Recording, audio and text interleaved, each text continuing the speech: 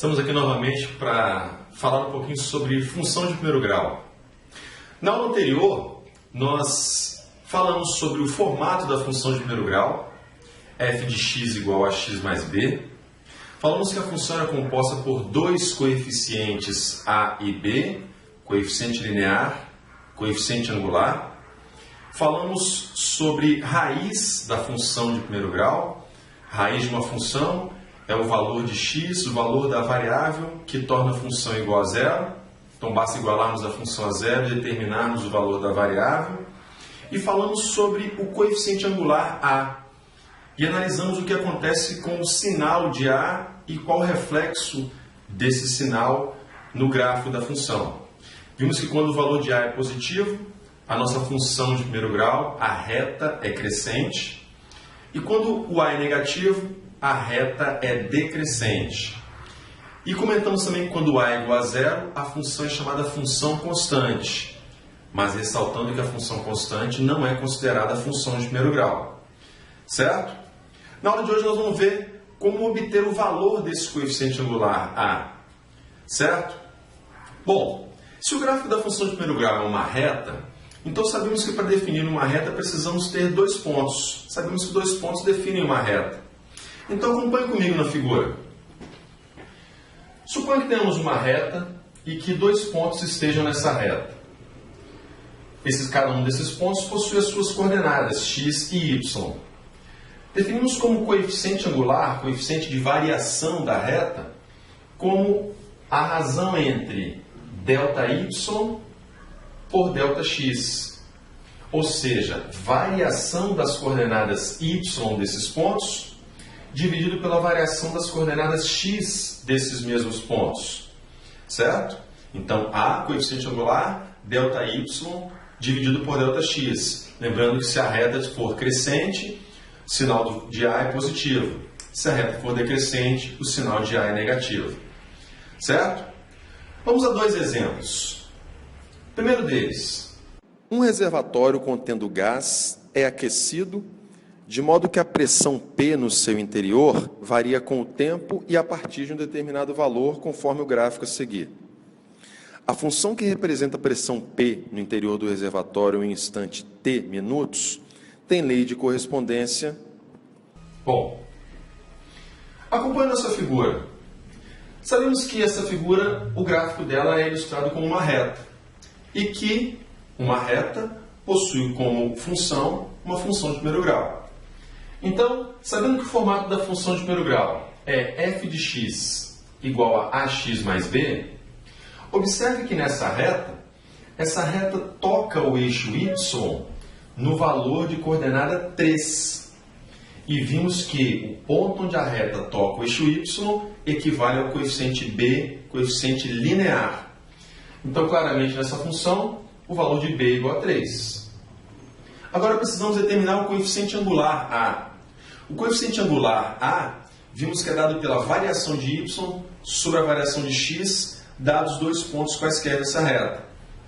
Então, nessa reta, escolhendo dois pontos quaisquer, chamando um deles de a e um deles de b, então, vemos que as coordenadas x e y de a e b estão dadas na figura. Logo, o coeficiente angular é dado pela variação de y, igual a 1, dividido pela variação de x na figura, igual a 2. Logo, o nosso coeficiente angular é dado como 1 sobre 2, meio. Então, tendo os dois coeficientes, tanto o coeficiente angular quanto o coeficiente linear, construindo a nossa função, a chamada lei de formação da função, temos f de x igual a meio vezes x mais 3. f de x igual a meio vezes x mais 3. Certo, galera?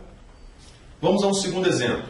As funções reais f de x igual a x mais 3 e g de x igual a 5 menos x estão representadas no gráfico abaixo. Assim sendo, a área do triângulo ABC em centímetros quadrados mede. Está aí a nossa figura. Precisamos encontrar a área desse triângulo ABC. Vamos observar algumas coisas sobre essa figura.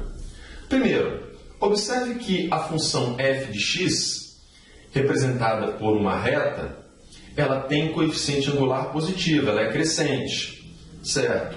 Mas vemos que ela corta o eixo x num ponto chamado A. E nós já vimos que o ponto onde uma reta corta o eixo x é a chamada raiz da função. E para calcular a raiz de uma função, basta igualarmos a função a zero, certo? Então, pegando a função f de x igual a x mais 3, igualando a zero, encontramos x igual a menos 3. Ou seja, a coordenada x daquele ponto A vale menos 3. Agora analisemos a função g de x. A função g, ela corta o eixo x num ponto B. Mais uma vez, ponto onde uma reta corta o eixo x é a chamada raiz da função, que é o valor que torna a função igual a zero. Então, analisando a função g de x igual a 5 menos x, temos igual a zero, igualando a zero, temos que x é igual a 5. Coordenada x do ponto B igual a 5. Com isso, obtemos a base do nosso triângulo, a medida de A até B.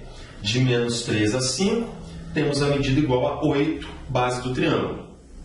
Certo? Bom, para sua área agora precisamos determinar a altura do triângulo. E a altura do triângulo vai ser dada a partir da coordenada y do nosso ponto C. E observe comigo que o ponto C é o ponto de encontro das duas retas. O que é o ponto de encontro, o ponto de interseção entre duas retas ou entre duas funções quaisquer? O ponto de interseção é o ponto que torna as duas funções exatamente idênticas. Naquele ponto, naquele momento, as duas funções são exatamente idênticas.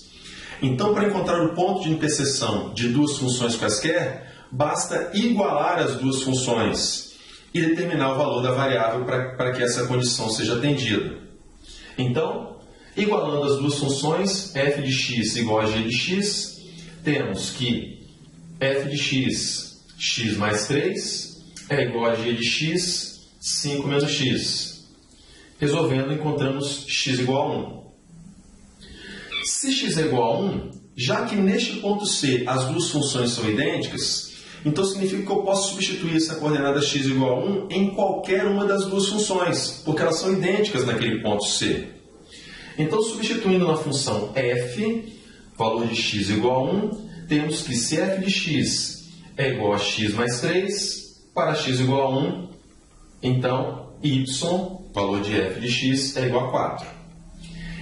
Então, o ponto C possui coordenadas x igual a 1, y igual a 4. E é justamente a medida da coordenada y que determina a altura do nosso triângulo. Logo, a altura do triângulo é igual a 4.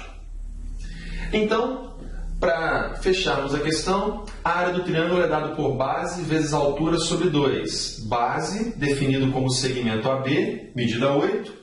E a altura definido como a coordenada y daquele ponto C igual a 4. Então, base vezes altura sobre 2, 8 vezes 4 sobre 2, área do triângulo igual a 16. Certo? Bom, gente, é isso daí. Falamos então um pouquinho mais sobre a função de primeiro grau.